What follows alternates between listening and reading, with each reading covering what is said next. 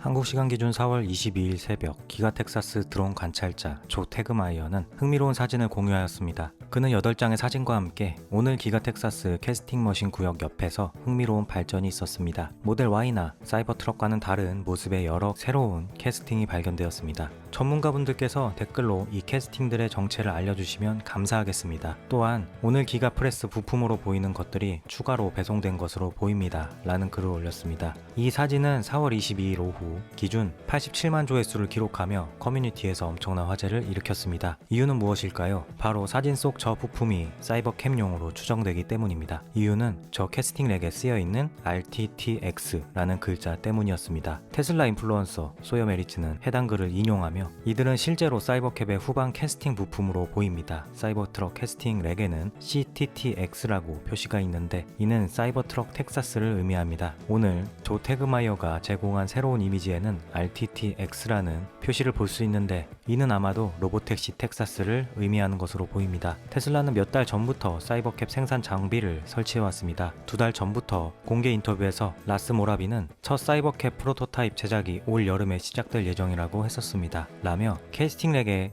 RTTX 글자가 텍사스 공장에서 생산된 로보택시, 즉 사이버캡을 의미하기에 저것이 사이버캡의 부품이라는 의견에 힘을 실었습니다. 유저 루카 그레코 또한 테슬라의 새로운 기가 캐스팅은 사이버캡을 위해 설계된 것으로 보입니다. 렉에 RTTX라는 라벨이 붙어 있으며 이는 테슬라의 명명 규칙에 따라 로보택시 텍사스를 의미할 가능성이 높습니다. 이 캐스팅은 최소한의 재료 사용을 위해 최적화된 간결한 설계로 가장 안쪽의 평평한 휠 아치 부분을 생략하여 무게를 크게 줄였습니다. 2mm 이상의 두꺼운 캐스팅 벽 대신 얇은 스탬핑 시트를 사용할 수 있으나 이는 제조 공정과 부품을 추가하게 됩니다. 대안으로 휠 아치를 내부 사이드 패널이나 다른 부품에 통합할 수 있습니다. 캐스팅 면적이 작아 기가 프레스에 필요한 클램핑력도 줄어듭니다. 무게는 중국 차량의 유사한 디자인 차종을 참고할 때 사이버캡의 작은 크기와 줄어든 평평한 표면 면적을 고려하면 50kg 미만으로 추정됩니다. 이는 모델 Y의 후방 하부 캐스팅 약 60kg보다 가볍습니다. 컴팩트한 디자인 덕분에 렉당 최소 10개의 캐스팅을 저장할 수 있어 모델 Y 사이버트럭의 그것보다 더 많이 저장되며 이는 기가 텍사스의 저장관리 문제를 완화하는 데 기여합니다. 이 캐스팅은 모델 Y의 캐스팅과 완전히 다르며 최근 모델 Y 리프레시에서 이전 버전과 유사한 캐스팅이 사용된 점을 고려하면 업데이트된 모델 Y 캐스팅이 아니라 완전히 새로운 디자인입니다. 라고도 하였습니다.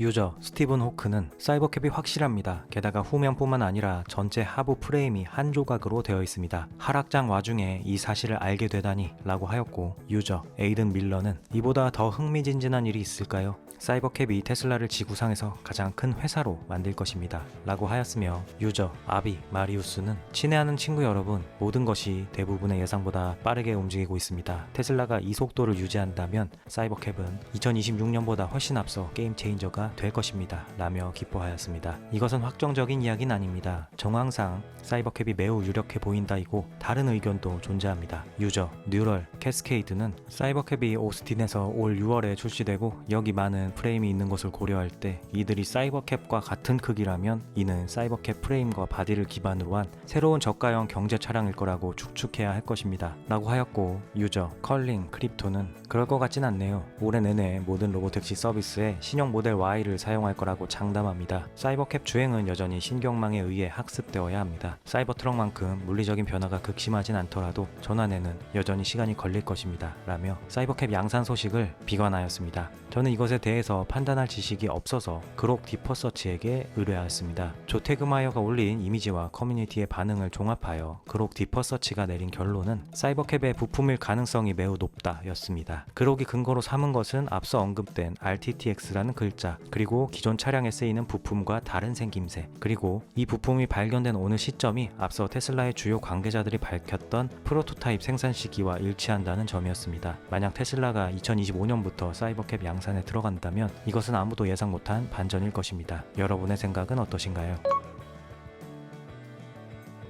테슬라 차이나는 2025년 4월 22일 모델 Y를 대상으로 5년 무이자 할부 금융 프로모션을 발표했습니다. 이는 2025년 6월 30일까지 차량 인도가 완료된 구매자에게 적용되며 새로운 모델 Y를 원하는 고객들에게 매우 매력적인 제안이 될 것으로 보입니다. 이번 프로모션은 모델 Y, RWD와 롱레인지 모델을 포함합니다. 금융 조건은 계약금 1,400만원가량을 지불한 뒤 남은 금액을 1년에서 5년간 무이자 할부할 수 있습니다. 예를 들어 모델 Y RWD를 구매할 경우 계약금을 뺀 뒤 매월 약 54만원씩만 납부하면 됩니다. 50만원대의 금액에 새로운 모델 Y를 몰 수 있게 되는 것입니다. 그러면 중국 내에서 테슬라는 손해를 감수하고도 이토록 혜자스러운 혜택을 왜 주는 것일까요? 그와 관련하여 유저 브라이언은 이는 일론 머스크가 전부터 여러 번 강조했던 것입니다. 가격을 낮추고 프로모션을 통해 최대한 많은 차량을 도로에 배치해야 합니다. 그리고 FSD를 배포하면 본 게임이 시작됩니다. 중국에 대해서는 FSD 마일리지와 인공지능 훈련이 필요하니 이런 혜택은 체스를 두듯 전략적인 움직임입니다. 라고 하였습니다. 추가적으로 현재 중국 내 테슬라 판매는 순항 중입니다. 이번 주 보험 등록 대수는 6,800건으로 전년 대비 31% 상승하였습니다. 동일 기간 연간 누적 대수는 3.4% 성장하였습니다.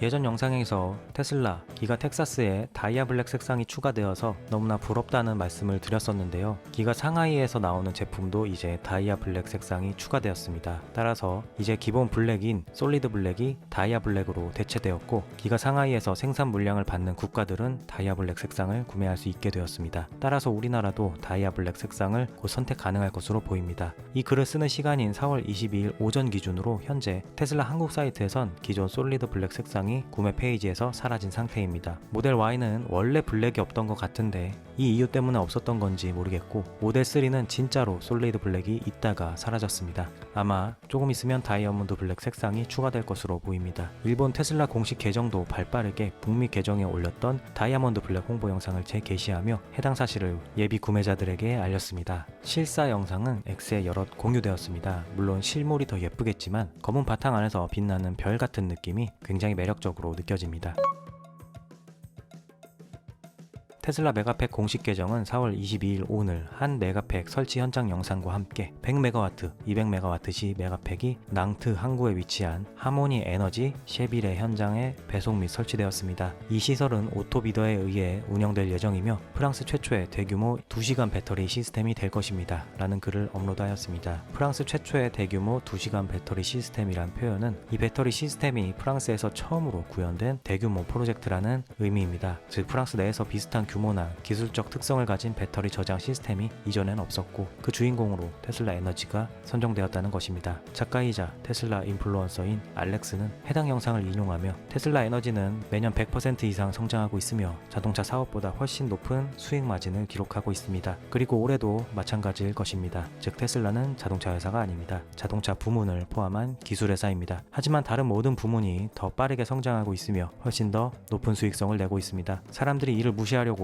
애쓰는 모습이 웃깁니다. 라며 테슬라 에너지 분야의 잠재력을 강조하였습니다. xAI는 현재 콜로서스 1이라는 세계 최대의 AI 슈퍼컴퓨터를 운영 중이며 이는 20만 개의 엔비디아 GPU를 포함하고 있습니다. 그리고 그것을 구축하는데 6에서 8개월 정도밖에 걸리지 않았습니다. 그것만도 기적과도 같은 일이며 심지어 그들은 계획, 구축만 하면서 시간을 보낸 게 아니라 실제 서비스를 내놓으면서 확장을 같이 하였습니다. 금세 그록 버전 3가 나왔고 곧 3.5가 나온다고 하죠. 그런데 일론 머스크는 더 빠른 성장을 원하는 듯 합니다. xAI는 기본 클러스터를 넘어서는 콜로서스 2를 구축 중이며 무려 100만 개의 GPU를 포함할 것으로 예상됩니다. 이 확장은 총성 없는 인공지능 전쟁 속에서 xAI가 더 빠르게 선두 자리를 확보하기 위한 움직임으로 보입니다. 저는 테슬라와 스페이스X에 이어 이 xAI도 정말 큰일을 할 것 같다는 생각이 듭니다. 일단 저 자신부터도 그록 없는 삶을 꿈꾸기 힘든 상태입니다. 유저 오버리 옵티미스틱 퓨처는 xAI는 AI 시장을 장악하려는 듯합니다. 특히 오픈AI를 상대로요. 일론 머스크가 오픈AI를 강력히 인수하려는 이유도 여기에 있다고 생각합니다. 라고 하였고, 유저 세르지오 레아는